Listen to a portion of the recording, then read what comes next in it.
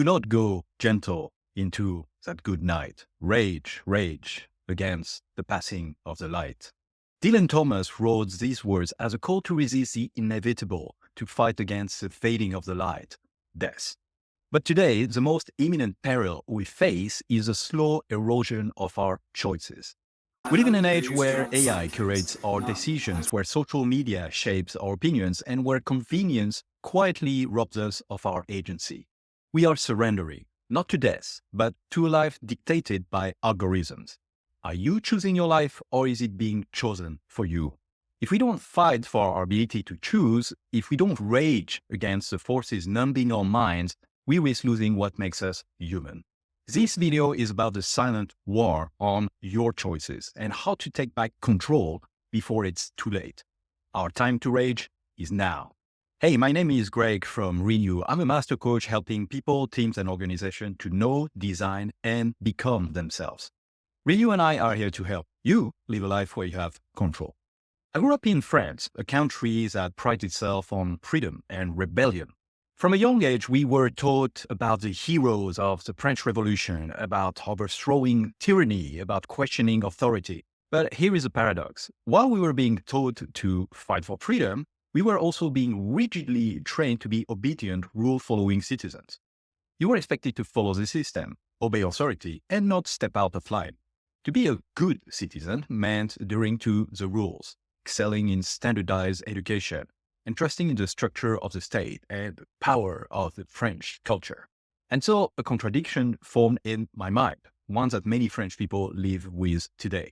We want a strong state that provides security, but we also hate being told what to do. This contradiction wasn't just political, it was deeply personal. Because as I grew up, I realized I was living my own life on autopilot, following a path that had been designed for me, not by me. And then there was my home. My mother and father saw the world in very different ways. And when it came to decisions, their contrast was even sharper. On one side, my mother saw choices through emotions. Decisions were about passion, intuition, and how something felt. On the other, my father saw choices through reason, weighing options, calculating risk, making the most rational decision possible.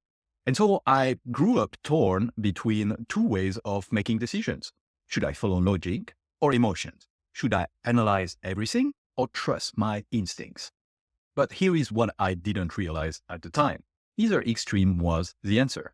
Being human is inherently accepting that we're both rational and emotional beings. Our choices should reflect that. For a long time, I didn't question the path I was on. Like many people, I followed the default script. Study, get a job, make money, become important. But something was bothering me based on the fact that I did not like being told what to do. That inherent bother in me was that I wasn't actually making choices. I was just following the path laid out in front of me. Was I shaping my life, or was I just reacting to expectations? Then it finally hit me. If I wasn't consciously choosing, then who was? That was when I realized the only way to know what I truly wanted was to experiment with everything life had to offer. Curiosity became my springboard. I stopped assuming and started exploring. I tested paths I was told weren't for me, challenged ideas that I had accepted without question, made choices that scared me just to see what would happen. And slowly I started to reclaim my power to choose, not based on fear, expectations, or comfort, but based on what truly mattered to me. And that's when I learned the greatest lesson of all. Not everything in life is under your control. But the most important thing, the ability to choose what we focus on, the attitude that we have about a situation, what we believe and how we act, that is. And so I ask you, are you truly choosing your life? Or are you just following a path that was designed for you? Your brain is an incredible machine, capable of problem solving, creativity, deep thinking, and your consciousness.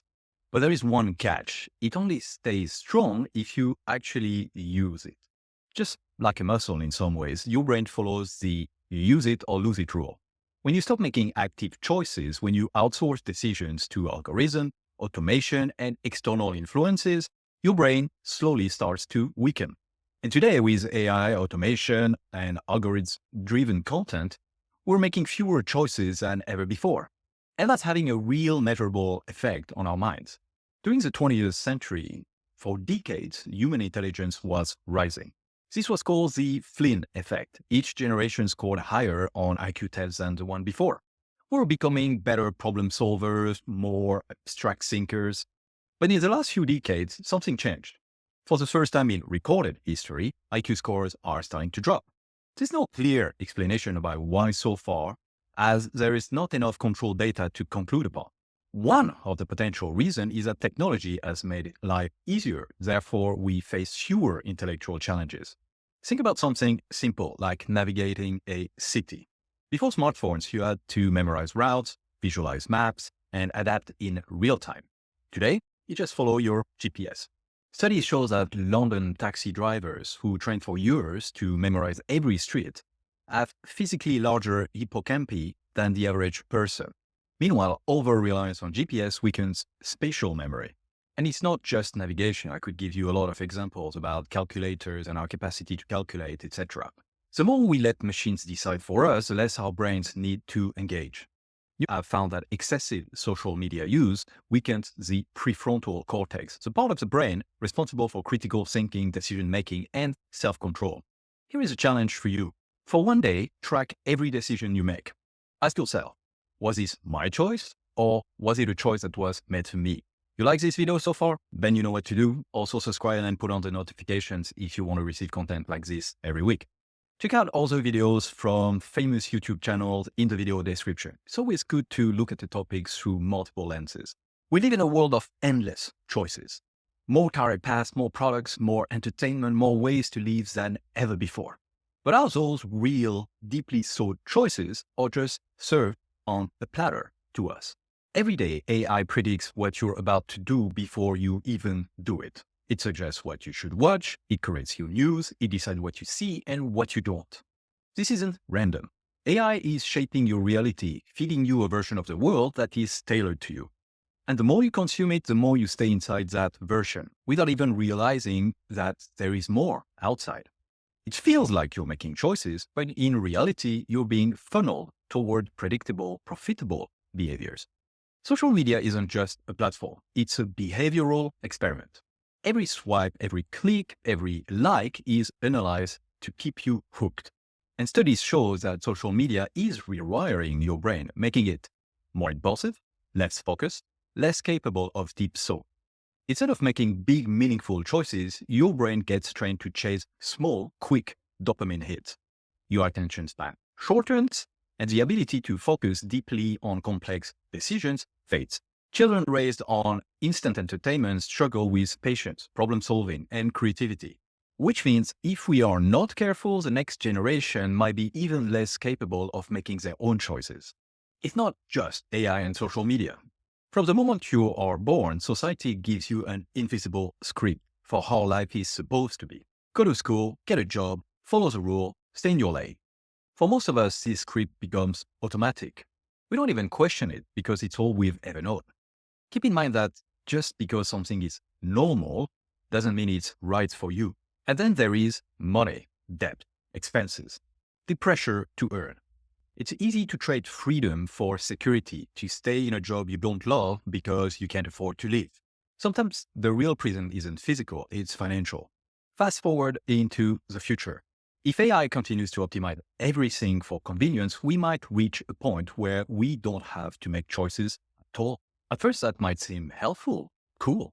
AI finds the best options for you, eliminates stress, makes life easier. But if we stop making choices for ourselves, we lose what makes us human. We have core psychological needs linked to the way our body is built and our mind is built. If we want to be happy, we need to have a sense of autonomy. We need to relate to the world around us and a meaningful purpose. And we need competence and be recognized for that competence by others. If you want to learn more about inherent psychological needs, then check this out. So if we stop making choices, we lose the ability to think deeply, to question, to imagine new possibilities. And without choice, there is no real happiness. The door to a life of powerful choices has always been open. The real question is, are you ready to step out? Because reclaiming your ability to choose isn't about waiting for permission. It's about consciously and intentionally deciding to take back control. Without a purpose, core values, every decision feels untethered. It has no direction. That's a problem with choice overload. If you don't have a guiding purpose, every option feels equally meaningless. Having a purpose isn't about having all the answers. It's about having a direction. Ask yourself, what truly matters to me? What impact do I want to have? What do I want to look back and be proud of? Once you have a purpose, your choices become clearer. You stop saying yes to everything because you know what's worth your time. Instead of drifting, you start designing your life. Instead of reacting, you start choosing. You're not choosing what's next. You're choosing who you become. If you want to learn about how to build your life purpose and discover your core values, then check this out. Most people default to the easiest option because they're out of practice. But you can rebuild that strength. Start with small daily decisions. Turn off your auto-suggestions. Pick a movie without checking Rotten Tomatoes. Ask yourself, what do I actually want instead of what's easiest? Habits shape your life, but when your habits are built on autopilot, they can also trap you. The fastest way to reclaim agency? Do something different. Try a new skill. Break a routine. Make one unexpected choice every day. In short, experiment with life. Every time you let an algorithm choose for you, you give away a little more of your power. Here is how you can take back some level of control. Turn off autoplay. Stop letting social media decide what you see. Manually search for what interests you. Diversify your sources. Read outside your usual bubble. Because real thinking doesn't happen when you consume what's given to you. It happens when you seek out ideas on your own. In a world designed for short attention spans, deep thinking is a superpower. If you want to make better choices, you need to train your mind to go deeper. Here is how. Set aside time for uninterrupted thinking. Write down your thoughts instead of just reacting to them. Ask better questions. Don't just accept easy answers. One of the biggest reasons people avoid making choices is the fear of failure. But failure isn't the opposite of success. It's a process of learning how to choose better. Every decision you make sharpens your intuition, builds experience, and makes you stronger. The real mistake? Not choosing at all. And I can walk you through one of the biggest mistakes I made in my life in this video right here. All right, so I might be called a Luddite for making this video, not accepting progress and clinging to the past. That's not my message. Technology can be a force for good as long as it reinforces humans using their brains and making more powerful choices.